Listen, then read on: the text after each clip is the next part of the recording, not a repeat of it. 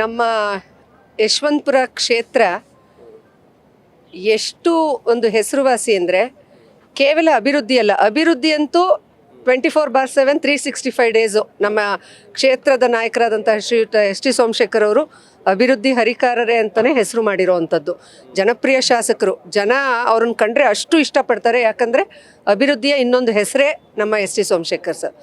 ಅದ್ರ ಜೊತೆಗೆ ಈ ಹಿಂದೆ ರಾಜ ತನ್ನ ಪ್ರಜೆಗಳಿಗೆ ಯಾವ ರೀತಿ ಒಂದು ಸಂತುಷ್ಟವಾಗಿ ಇಡಬೇಕು ಅಂತ ಆಲೋಚನೆ ಮಾಡ್ತಿದ್ನೋ, ಅದೇ ರೀತಿ ಇವತ್ತಿನ ನಮ್ಮ ಶಾಸಕರು ಈ ಕ್ಷೇತ್ರದ ಜನತೆಗೆ ಯಾವ ರೀತಿ ಎಲ್ಲ ಒಂದು ಕೊಡುಗೆಯನ್ನು ಕೊಡಬೇಕು ಅನ್ನೋದರಲ್ಲಿ ಎತ್ತಿದ ಕೈ. ನೋಡಿ, ಅಭಿವೃದ್ಧಿ ಒಂದು ಕಡೆ, ಸಾಮಾಜಿಕ ಕಾರ್ಯಕ್ರಮಗಳು ಒಂದು ಕಡೆ, ಅದ್ರ ಜೊತೆಗೆ ದೈವಿಕವಾದಂತಹ ಕಾರ್ಯಕ್ರಮಗಳು ಎಲ್ಲ ಕಡೆ.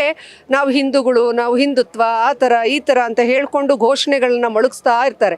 ಆದರೆ ನಿಜವಾದ ಹಿಂದುತ್ವವನ್ನು ತೋರಿಸೋದು ಬರೀ ಮಾತಿನಲ್ಲ, ಕೃತಿಯಲ್ಲಿ ನಾನು ನಿಜವಾದ ಹಿಂದೂ ಅಂತ ಹೇಳ್ಕೊಳ್ಳೋದಕ್ಕೆ ಇದು ಒಂದು ಸಾಕ್ಷಿ ಅಂತ ನಾನು ಹೇಳ್ತೇನೆ. ಯಾಕಂದರೆ ನಮ್ಮ ಶಾಸಕರು ಈ ಏನು ಶಿವರಾತ್ರಿ ಅಷ್ಟೇ ಅಲ್ಲ, ದಸರಾ ಹಬ್ಬ ಬಂದರೆ 9 ದಿನಗಳು ಸತತವಾಗಿ ಒಂದು ಸಾಂಸ್ಕೃತಿಕ ಕಾರ್ಯಕ್ರಮಗಳು ಹಾಗೂ ದೈವಿಕ ಕಾರ್ಯಕ್ರಮಗಳು, ತಾಯಿ ಚಾಮುಂಡೇಶ್ವರನ ಪೂಜೆ ಮಾಡೋದ್ರ ಜೊತೆಗೆ ಇಡೀ ಕ್ಷೇತ್ರದಲ್ಲಿ ಎಲ್ಲ ಭಾಗಗಳಲ್ಲೂ ಕಾರ್ಯಕ್ರಮಗಳನ್ನ ಮಾಡ್ತಾರೆ.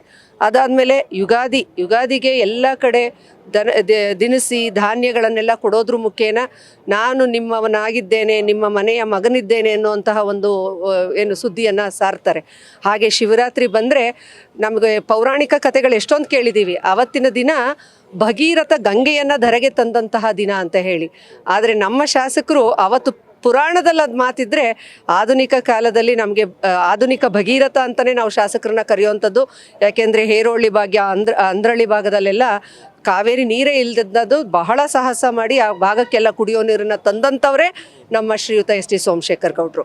ಅದೇ ರೀತಿ ಭಗೀರಥ ಗಂಗೆಯನ್ನು ತಂದಂಥ ರೀತಿಯಲ್ಲೇ ಇವತ್ತು ನಮ್ಮ ಶಾಸಕರು ಕೇದಾರ, ಹಿಮಾಲಯದಲ್ಲಿ ನೆಲೆಸಿರುವಂತಹ ಕೇದಾರನಾಥನನ್ನೇ ಕೆಂಗೇರಿ ಉಪನಗರಕ್ಕೆ ತಂದಿರುವಂತಹ ಹೆಗ್ಗಳಿಕೆ ನಮ್ಮ ಕ್ಷೇತ್ರದ ನಾಯಕರದು.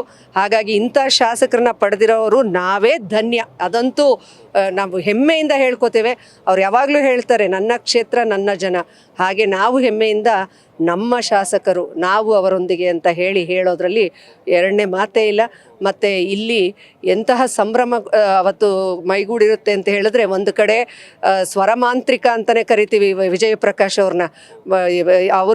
ಅವರ ತಂಡದೊಂದಿಗೆ ಬಂದು ಬಹಳಷ್ಟು ಉತ್ತಮವಾದಂತಹ ಸಾಂಸ್ಕೃತಿಕ ಕಾರ್ಯಕ್ರಮಗಳನ್ನು ಇಲ್ಲಿ ಒಳಗೆ ಬಂದು ದೇವರನ್ನ ನೋಡಿ ನಾವು ಪ್ರಸನ್ನರಾಗಿ ಹೊರಗಡೆ ಬಂದು ರುದ್ರಾಕ್ಷಿ ತಂಬಿಟ್ಟನ್ನು ತೊಗೊಂಡು ಹೋಗುವಂಥದ್ರ ಜೊತೆಗೆ 60,000 70,000 ಜನ ಅಲ್ಲ, ಲಕ್ಷಾಂತರ ಜನ ಬಂದರೂ ಅವರಿಗೆ ಪ್ರಸಾದದ ವ್ಯವಸ್ಥೆ ಮಾಡಿರ್ತಾರೆ.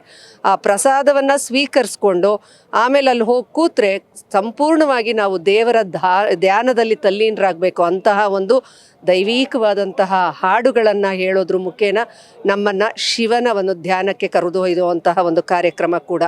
ಇಂತಹ ಒಂದು ಕಾರ್ಯಕ್ರಮ ನಮ್ಮ ಭಾಗದಲ್ಲಿ ನಡೀತಿದೆ ಅನ್ನೋದೇ ನಮಗೆ ಬಹಳ ಸಂತೋಷ, ಬಹಳ ಖುಷಿ. ನಮ್ಮ ಭಗವಂತ ನಮ್ಮ ಶಾಸಕರಿಗೆ ಹೀಗೆ ಆರೋಗ್ಯ, ಆಯಸ್ಸು, ಹೆಚ್ಚಿನ ಒಂದು ಶಕ್ತಿಯನ್ನು ಕೊಟ್ಟು ಮುಂದಿನ ದಿನಗಳಲ್ಲಿ ಇನ್ನೂ ಉತ್ತಮ ಸ್ಥಾನಕ್ಕೆ ಹೋಗಿ ಇನ್ನೂ ಉತ್ತಮ ಕಾರ್ಯಕ್ರಮಗಳನ್ನು ಮಾಡುವಂತಹ ಅನುವು ಮಾಡಿಕೊಡ್ಲಿ ಅಂತ ನಾವು ಎಲ್ಲ ಕಾರ್ಯಕರ್ತರುಗಳು ಭಗವಂತನಲ್ಲಿ ಅವರು ಅವರ ಫ್ಯಾಮಿಲಿಗೆ ಸದಾಕಾಲ ಒಳ್ಳೆಯದಾಗಲಿ ಅಂತ ಆಶಿಸ್ತೀವಿ, ಹಾಗೆ ಪ್ರಾರ್ಥಿಸ್ತೀವಿ ಕೂಡ.